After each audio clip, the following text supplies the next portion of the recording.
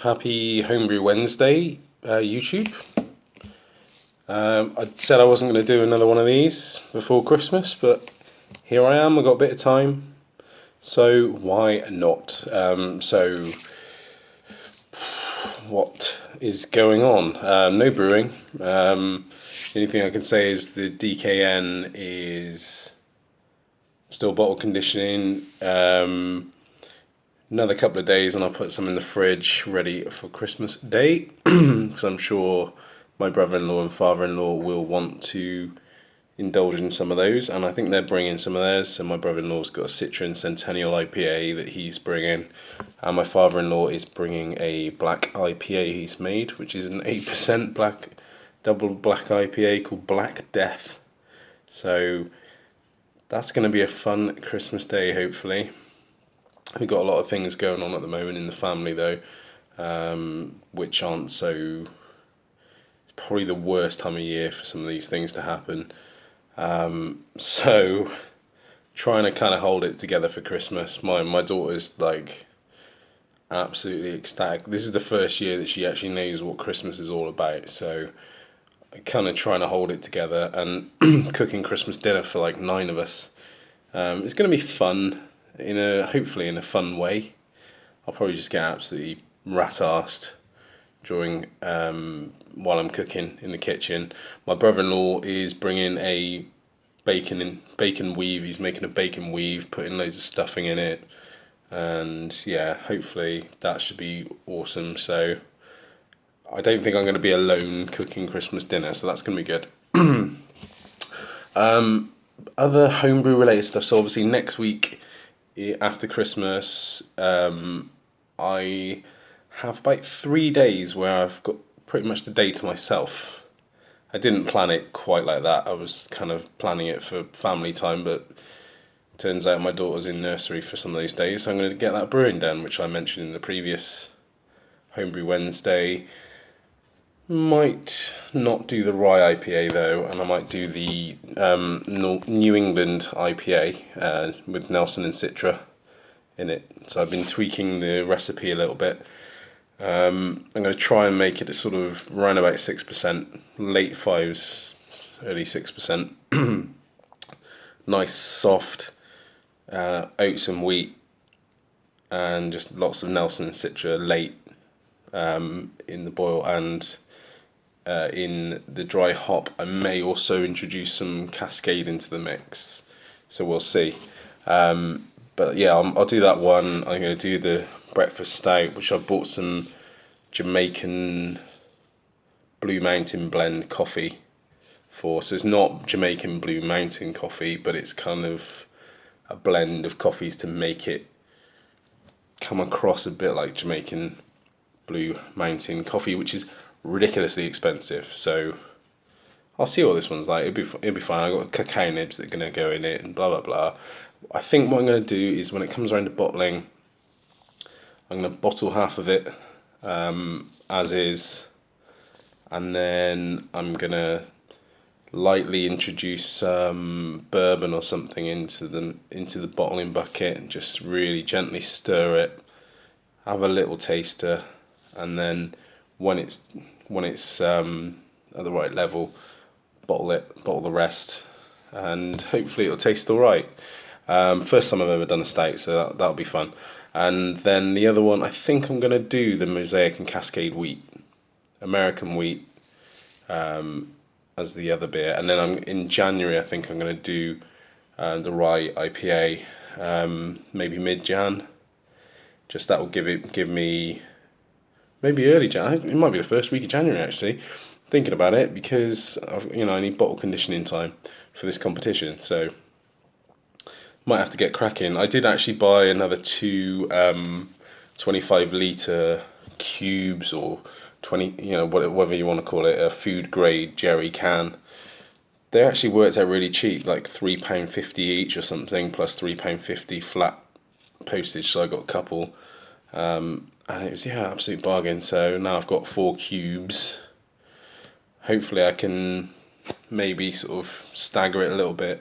Maybe even ask to borrow a fermenter here and there if I'm sort of doing quite a few brews at once, or see if I can do a few experimental brews and then just keep them in the cube for longer, because I know some people in Australia, those of you who are very experienced can keep completed wort, post boil wort, should I say, for weeks, months, blah blah blah. So maybe for like some smashes, maybe, I don't know.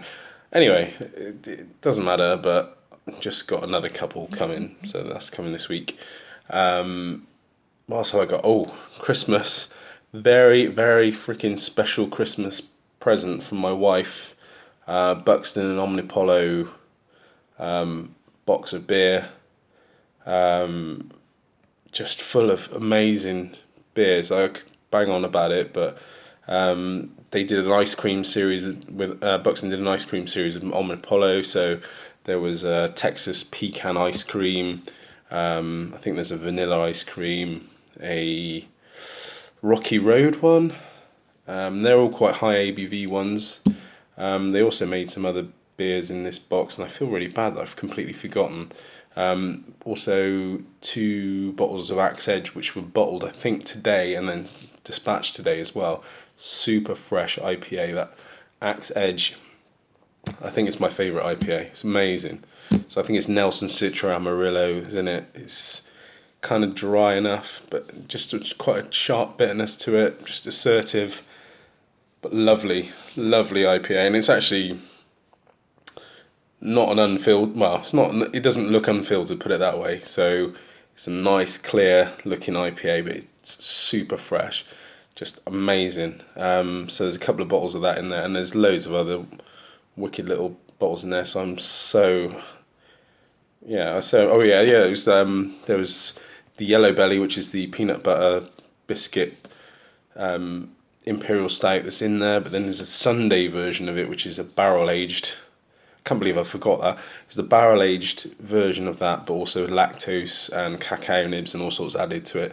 I've got one bottle in my cellar from last year, but this is the only UK release. In fact, it's the only release outside of Sweden that we've actually got of this particular run.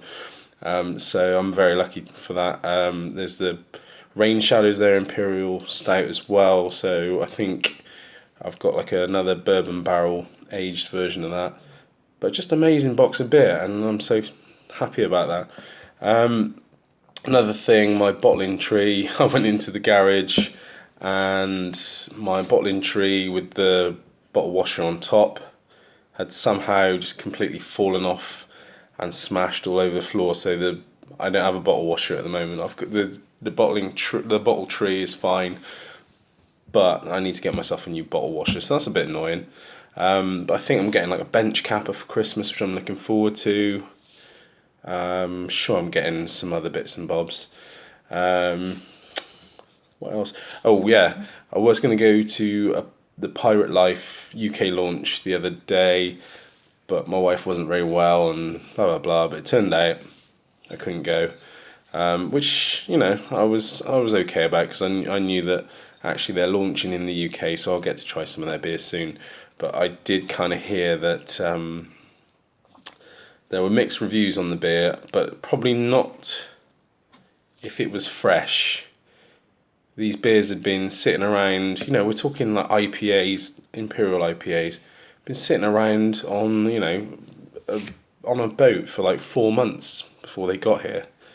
Like, what's that going to do to your beer? So hopefully it's not an indicator of how Pirate Life are going to, go forward, because it will probably die on its arse a bit. I know there's a few breweries from New Zealand. I know Yeasty Boys, for example, they contract brew out of Brewdog in Scotland, and they brew their like digital IPA, I think it is, and that's obviously their flagship IPA, and so that's kind of a lot more fresh in the UK.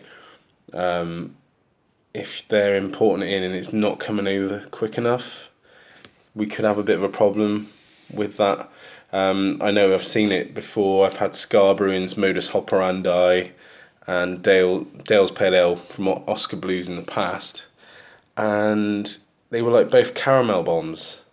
So getting beer imported into the UK that's, you know, especially when it's supposed to be hop forward, it's really important that they get it here soon. Otherwise, it's kind of a bad reflection on the brewery. So even if the original beer is amazing, I mean, I saw, Les at Two Hands Brewing. I was so excited when I heard that the UK launch was, they were launching in the UK, because Les has said such good things about it. And I think Tube Dino's had been sent an Imperial IPA as well, and he loved it, and it was all fresh, and they've got to get it right. Yeah, so this has been about 10 minutes, so I should probably wind this down.